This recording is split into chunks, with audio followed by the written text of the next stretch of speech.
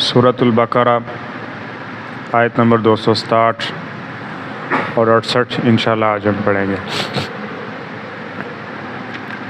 بسم اللہ الرحمن الرحیم۔ یا ایھا الذین آمنوا، اے ایمان والو، انفقوا من طیبات ما کسبتم، تم خرچ کرو ان پاکیزہ چیزوں سے جو تم نے کمائی ہیں، ومما اخرجنا لکم، اور اس میں سے جو ہم نے پیدا کی تمہارے لیے، من الارض، زمین سے، ولا تیمموا الخبیث، اور تم مت ارادہ کرو گھٹیا چیز کا، منہ اس سے، تنفقون کہ تم خرچ کرو، ولستم بیاخذیہ، اور اس حال میں کہ نہیں ہو تم خود اس چیز کو لینے والے، الا مگر ان تغمضوا فیہ، کہ تم اس میں آنکھیں بند کر لو، واعلموا، اور خوب جان لو، ان اللہ غنی حمید، کہ بے شک اللہ تعالیٰ بہت بے پرواہ قابل تعریف ہے۔ الشیطان یعدکم الفقر، شیطان تمہیں ڈراتا ہے فقیری سے، ویأمرکم بالفحشاء، اور وہ تمہیں حکم دیتا ہے بے حیائی کا، واللہ یعدکم، اور اللہ تعالیٰ تمہیں وعدہ دیتا ہے، مغفرۃ منہ وفضلا، اپنی طرف سے بخشش کا اور فضل کا، واللہ واسع علیم، اور اللہ تعالیٰ خوب وسعت والا اور علم والا ہے۔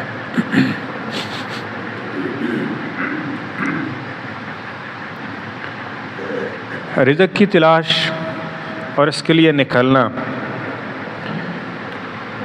یہ مطلوب بھی ہے اور اس کی ترغیب بھی دی گئی ہے، کیونکہ جب انسان کے پاس کچھ ہوگا تو تبھی وہ خرچ کرے گا نا۔ تو بعض لوگوں نے رہبانیت اختیار کی۔ رہبانیت کا مطلب کیا ہے کہ وہ دنیا سے بالکل الگ تھلگ ہو گئے، اور انہوں نے کہا یہ دنیا کا مال فتنہ ہے، تو یہ ہمارے پاس ہوگا تو ہم اللہ تعالیٰ کی عبادت نہیں کر پائیں گے، لہذا بالکل ہم اس سے کیا ہو جاتے ہیں، جدا ہو جاتے ہیں۔ تو انہوں نے اس چیز کو چھوڑ دیا، رہبانیت اختیار کی۔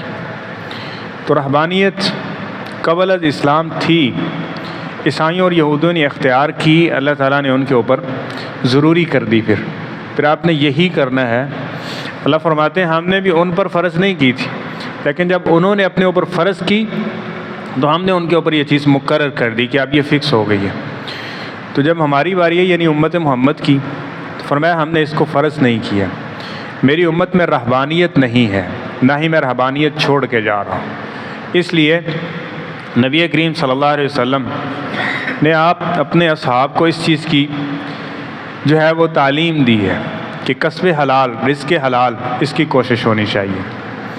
اور یہاں پر آج کچھ ایسے لوگ کہ جو علم نہیں رکھتے، لبرل قسم کے ہیں، یا کوئی اسلام دشمنی کا اظہار اور کسی طریقے سے نہیں ہوتا، تو بسا اوقات وہ ایسے الفاظ اور ایسے جملے بولتے ہیں کہ اسلام گویا کہ ہمیں دنیاوی ترقی سے روکتا ہے، آگے نہیں بڑھنے دیتا۔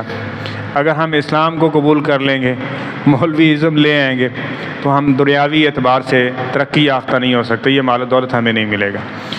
تو اس بات کو اچھی طرح سے سمجھ لیجئے، اسلام اس چیز کا داعی نہیں ہے، بلکہ اسلام یہ کہتا ہے کہ تم رزق کے لیے، معاش کے لیے نکلو، کوشش کرو، حاصل وہ کرنا ہے، اور اس کا طریقہ حلال ہونا چاہیے، طیب ہونا چاہیے، کسی کو دھوکہ نہیں دینا، ظلم زیادتی نہیں کرنی، کسی کا مال نہیں ہتھیانا۔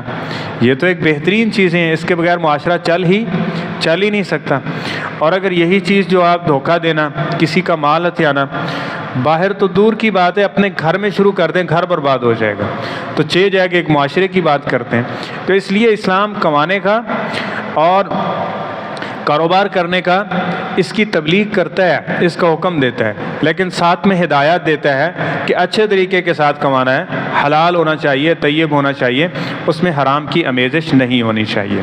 تو ان آیات میں دیکھیے گا، فرمایا اے ایمان والوں، انفقوا من طیبات ما کسبتم، تم خرچ کرو اس میں سے جو تم نے پاکیزہ کمایا ہے۔ اب ایک آدمی کے پاس حرام ہے وہ حرام میں سے خرچ کرتا بھی ہے تو اس کو اس کے خرچ کرنے کا کوئی فائدہ نہیں ہے۔ نبی پاک علیہ الصلوۃ والسلام نے فرمایا ان اللہ طیب لا یقبل الا طیبا، اللہ تعالیٰ بہت پاک ہے، اور جو پاکیزہ کمائی میں سے تم خرچ کرتے ہو نا اللہ تعالیٰ اس کو قبول کرتا ہے۔ جو حرام ہے وہ تو تمہارے پاس ہی اللہ کو مطلوب نہیں ہے، تو چاہیے جائے کہ اس کو خرچ کرنے سے انسان کیا کہے۔ اب بعض لوگ یہ ہوتے ہیں کہ وہ حرام جان بوجھ کر کماتے ہیں اور اس کے بعد کہتے ہیں اس میں سے چلیں کچھ ہم اللہ کا حصہ نکال دیں گے تو پاک ہو جائے گا۔ جو کلی طور پہ ہے ہی حرام اس کو کیا کریں، اس میں سے کچھ مثلاً ایک جانور ہے جو حرام ہے، ٹھیک ہے، اب اس حرام جانور میں سے انسان اس کو بسم اللہ پڑھ کے ذبح کریں اور کہے کہ یہ حلال ہو جائے گا اور اس میں سے ہم نا 2-4 کلو جو ہے وہ اللہ کے راستے میں خرچ کر دیں گے، تو جو فی نفسی ہی ہے ہی حرام اس میں سے خرچ کریں گے تو وہ پاک نہیں ہوگا۔ اس لیے مطلوب بنیادی چیز کیا ہے کہ تم کماؤ من طیبات ما کسبتم، پاکیزہ ہونا چاہیے، پھر اس میں سے جو تم خرچ کرو گے تو وہ تمہارے لیے باعث اعزاز بن جائے گا، باعث برکت ہوگا، اور اس کے ساتھ ساتھ جو اس کے فضائل ذکر کیے گئے اللہ تعالیٰ کی رضا و رحمت یہ ساری چیزیں میسر آئیں گی۔ یعنی کمانا تجارت، اور تجارت سے پھر اللہ تعالیٰ کا حصہ نکالنا، اللہ تعالیٰ کے ساتھ شیئرنگ کریں، پارٹنرشپ کریں اس کے ساتھ، یعنی کچھ حصہ جو ہے مقرر کر لیں کہ یہ ہم نے فرضی زکوٰۃ کے علاوہ بھی دینا ہے۔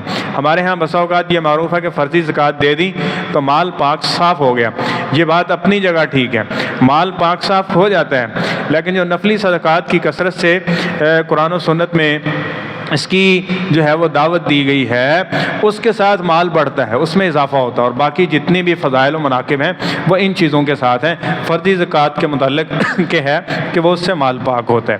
اور آگے فرمایا وَمِمَّا أَخْرَجْنَا لَكُم مِّنَ الْأَرْضِ، جو ہم تمہارے لیے زمین سے نکالتے ہیں۔ انسان کھیتی باڑی کرتا ہے تو اس سے جو اجناس نکلتی ہیں اس میں سے اس کو چاہیے کہ وہ اللہ کے راستے میں خرچ کرے۔ اب بعض لوگوں نے کہا ہے کہ زمین سے صرف 4 قسم کی جو چیزیں ہیں نا ان کے اوپر عشر واجب ہے، جبکہ ایسی بات نہیں ہے، یہ قول مرجوح ہے۔ راجح بات یہی ہے کہ زمین سے جو بھی چیز آپ نکال رہے ہیں اور اس کو سٹور کیا جا سکتا ہے تو اس میں سے عشر نکالنا ضروری ہے۔ یہاں بھی اللہ تعالیٰ نے یہ ذکر فرمایا کہ وَمِمَّا أَخْرَجْنَا لَكُم مِّنَ الْأَرْضِ، جو ہم تمہارے لیے زمین سے نکالتے ہیں، اور اسی طرح کھیتی کے بارے میں کہا گیا کہ تم اللہ تعالیٰ کا حق نکالو جیسے ہی تم اس کو کاٹو، وَآتُوا حَقَّهُ يَوْمَ حَصَادِهِ، وہ عشر کی صورت میں ہے۔ اور یہاں یہ آیت تو مزید بلیغ ہے، اس کے اندر کہ ایسی چیز جو سٹور نہیں بھی کی جائے اس پہ تو زکوٰۃ فرض ہوگی کہ جو چیز زمین سے نکلتی ہے اور اس کو سٹور کیا جائے، یعنی اجناس کی صورت میں ہے، وہ کوئی بھی جنس ہے تو وہ جنس جب ایک نصاب کو پہنچ جائے گی 15 من 30 کلو کے لگ بھگ، تو اس پر 20واں حصہ دینا کیا ہو جائے گا، وہ فرض ہو جائے گا۔ ہمارے علاقے میں ایسے سمجھ لیں کپاس لگا لیں، تیلی لگا لیں، باجرہ لگا لیں، اور اسی طرح گندم وغیرہ لگا لیں، جو لگا لیں، جو بھی اس طرح کی جنس ہے وہ ساری اس میں شامل ہوگی۔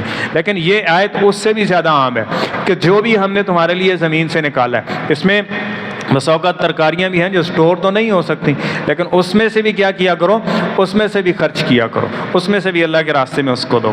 اور آگے فرمایا کہ وَلَا تَيَمَّمُوا الْخَبِيثَ مِنْهُ تُنْفِقُونَ وَلَسْتُمْ بِآخِذِهِ إِلَّا أَن تُغْمِضُوا فِيهِ، جب بھی اللہ کے راستے میں دینا ہے تو پھر وہ بہترین چیز ہونی چاہیے۔ بس اوقات ایسے ہوتا ہے جو چیز خود ناقابل استعمال ہوتی ہے، نکارہ ہوتی ہے، یا خود سے اضافی اس اعتبار سے کہ اچھی نہیں لگتی، بندہ اس کو استعمال نہیں کرتا، تو اس کو وہ کیا کرتا ہے کہ کسی دوسرے کو صدقہ کر دیتے ہیں۔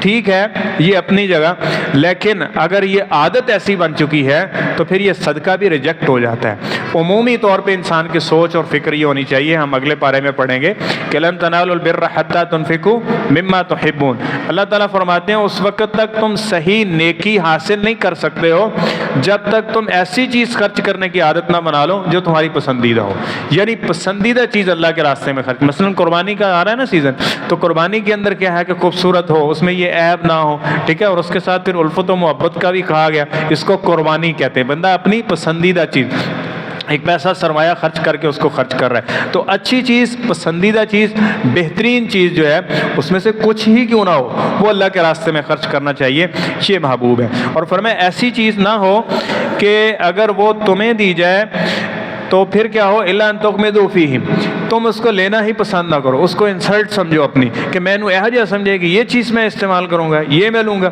یعنی اس طرح کی چیز جو نخارہ ہے، اس طرح کی چیز جو اس حد تک بسیدہ ہے، اس کو اللہ کے راستے میں خرچ کرنا ایسا نہ ہو، بلکہ بہترین چیز اللہ کے راستے میں خرچ کرنے کی عادت ہونی چاہیے۔ وَاعْلَمُوا، خوب جان رکھو، ان اللہ غنی حمید، پیچھے نظریہ کیا ہے؟ اللہ کی رضا کے لیے خرچ کر رہے ہیں۔ پتہ ہے یہ کتنا بڑا لفظ ہے، اور اللہ رب ذوالجلال والاکرام کی ذات کس قدر عظیم ہے، وہ سب سے زیادہ غنی ہے، وہ سب کو عطا کرنے والا ہے، اس کے نام پہ اگر اجر حاصل کرنے کے لیے کیا ہے تو پھر ایک نکارہ چیز خرچ کی جائے، ایسا نہیں ہے، بلکہ جس طرح وہ پاک ہے، وہ بلند ہے، اسی طرح اپنی استطاعت کے مطابق جو بہترین چیز ہے اس کو خرچ کرنا چاہیے۔ پھر کیا ہے؟ حمید، وہ قابل تعریف ہے، تمہاری تعریف بھی ہوگی، اجر بھی ہوگا، اور اس کے بدلے میں وہ بہتر بھی عطا کرے گا۔ اور آگے فرمایا الشیطان یعدکم الفقر، یہ جو شیطان ہے تمہیں فقیری سے ڈراتا ہے۔ فقیری کس اعتبار سے؟ وَيَأْمُرُكُم بِالْفَحْشَاءِ، یعنی نیکی میں خرچ کرنے سے، برائی میں خرچ کرنے سے شیطان کبھی نہیں ڈرائے گا، بلکہ وہ کیا کرے گا؟ حکم دے گا، اسراف کا حکم دے گا، فضول خرچی کا حکم دے گا۔ مثلا شادی بیاہ پہ دیکھ لیں کہ انسان کتنا خرچ کرتا ہے، وہ کہتا ہے ایک ہی روزانہ ہونی ہے، ہوتا ہے ایسے کہ نہیں؟ جس نے پائی کر کے جمع کی ہے نا، وہ بھی ایسے خرچ کر رہا ہوتا ہے کہ جس طرح یہ اس کا ہے ہی نہیں، کو انے واہ اس کے ہاتھیں چڑھ گئے، تو اب یہ اس کو بس نا کسی کے اپنے جو ہے نا گلے سے وہ اتارنے کی کوشش کر رہا ہے، یہ بھی ہے وہ بھی ہے۔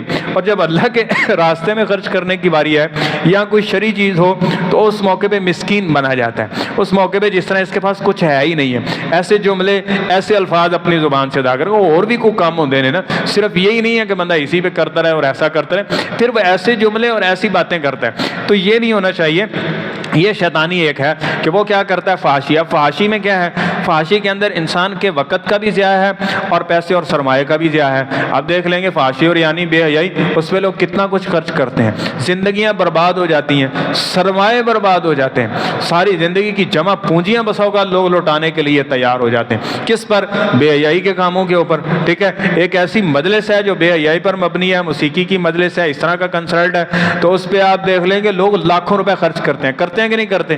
وہ اعتراض کریں گے مسجد میں ایک جو 5 وقت نماز پڑھاتا ہے نا 20,000 تسی دینے ہوئے ہیں، 20,000 نہ لینا نہ گزارا ہی نہیں ہوتا، حضرت ہونا دا 20,000 کا ایک کنسرٹ میں ہے، اپنے 2 دوستوں کے ساتھ کھانے کا بل اس سے زیادہ ہوتا ہے۔ تو یہ کیا ہے؟ الشیطان یعدکم الفقر ویأمرکم بالفحشاء۔ اب یہ حضرت صاحب، یہ چودھری صاحب نہیں ہے، ان کے دماغ کو پوری طرح سے شیطان چلا رہا ہے کہ بے حیائی اور فحاشی اور عریانی کے کاموں میں لاکھوں صرف ہو رہے ہیں، اور وہ اس کو جناب اپنی بہادری سمجھ رہا ہے اور اپنی اچھائی سمجھتا ہے اور اس میں اپنی عزت سمجھتا ہے کہ اس نے اتنا کیا، یہ کیا، وہ کیا، اور نیکی کے کاموں میں اس حد تک بخیل اور کنجوس ہے کہ جس طرح نبی کریم صلی اللہ علیہ وسلم نے فرمایا خرچ کرنے کا ارادہ کرتا تو ساری کڑیاں اس کی مل جاتی ہیں، خرچ کرنے کی خواہش کے باوجود بھی خرچ نہیں کر پاتا، استطاعت ہوتی ہے اتنا خرچ کرنے کی لیکن اس سے بھی کہیں کم خرچ کرتا ہے۔ تو یہ ایک شیطانی چال ہے جو اس کو جکڑنے کی، اور خرچ کرنے سے کیا ہوگا؟ اس کے گناہ معاف ہو رہے ہیں اور زیادہ اس کو ملے گا۔ اور فحاشی اور یعنی میں کیا ہے کہ جو اس نے حلال بھی کمایا اس کی برکت بھی ضائع کر دی جاتی ہے، اور قیامت کے دن اس کو حساب و کتاب بھی دینا پڑے گا، حتیٰ کہ پھر یہ اخوان شیطان بن جائے گا، شیطان کا بھائی بن جائے گا۔ جب شیطان کا بھائی ہوگا تو پھر یہ کیا کرے گا اور کہاں لگائے گا؟ جبکہ دین مخالف پھر یہ اپنی اس مالوں کو خرچ کر کے اللہ کے ہاں ایک ناپسندیدہ اور برے لوگوں کے اندر شامل ہو جائے گا۔ اس لیے ان چیزوں سے بچنا ہے کہ شیطان اللہ کے راستے میں خرچ کرنے سے ڈرائے گا کہ فقیری تیرے بچے معاملات کہاں سے ہی ہوگا، وَأَمْرُكُمْ بِالْفَحْشَاءِ، اور دوسری طرف بے حیائی کی طرف لگا کے اس کا سارا پیسہ ضائع کروا دے گا۔ تو فرمایا وَاللَّهُ يَعِدُكُم مَغْفِرَةً مِّنْهُ وَفَضْلًا، وہ اللہ کی بات پہ یقین کرو حضرت، اللہ تمہیں کیا دے رہا ہے؟ وہ وعدہ دے رہا ہے کس چیز کا؟ کہ تم یہ خرچ کرو گے اس کے عوض میں تمہیں معاف کر دوں گا۔ کیا کر دوں گا؟ معاف کر دوں گا۔ اور نبی کریم صلی اللہ علیہ وسلم نے فرمایا ہے نا کہ اللہ تعالیٰ کیسا رحیم اور کریم ہے، ایک شخص کے پاس ایک کھجور، کیا آدھی کھجور خرچ کرنے کا اس کے پاس استطاعت ہے، وہ آدھی کھجور بھی اللہ کو راضی کرنے کے لیے کیا کر دیتا ہے؟ خرچ کر دیتے ہیں، تو اللہ تعالیٰ اس آدھی کھجور کی وجہ سے اس کے گناہوں کو معاف فرما کے جہنم سے آزاد فرما دیتے ہیں۔ یعیدکم مغفرہ، اور اسی طرح اور بھی بہت سارے اس کے فضل، اور اس کے ساتھ اللہ تعالیٰ اپنا فضل بھی ادا کرتا ہے۔ وہ فضل کیا ہے؟ دنیا کے اندر بھی ہیں، آخرت کے اندر بھی ہے۔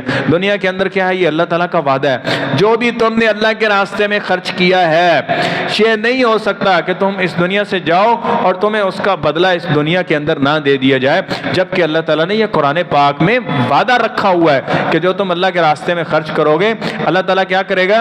اس کو بڑھا چڑھا کر تمہیں لوٹائے گا، اور آخرت میں پھر وہ انعام و فضل بھی ہوگا۔ تو اس طرح عرش کا سایہ یہ بھی اللہ تعالیٰ کے فضل کی صورت ہے، جنت کا حصول ہے یہ بھی اللہ تعالیٰ کے فضل کی صورت ہے۔ تو اس لیے ان چیزوں پہ غور کرنا چاہیے۔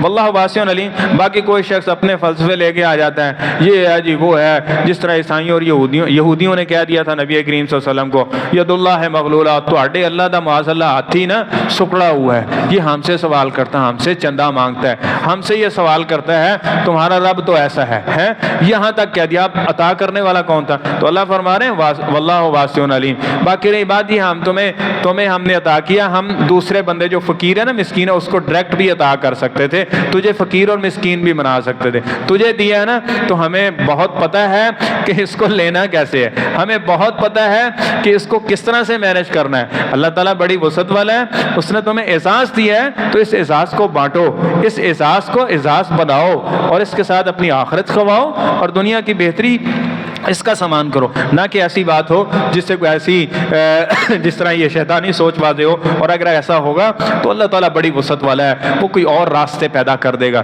اور اس کو پتہ علم ہے کہ ایسا ویسا معاملہ ہو، آنن فانن کیا ہو، بندہ سویا صبح اٹھے تو وہ ساری جائیداد اور ساری ان چیزوں سے محروم بھی ہو جائے۔ ایسے کئی ایک نظارے چلتے رہتے ہیں اور اللہ نشانیاں دکھاتا رہتا ہے۔ اللہ تعالیٰ ہم سب کو صحیح معنوں میں قرآن و سنت کے موافق عمل پیرا رہنے کی توفیق نصیب فرمائے۔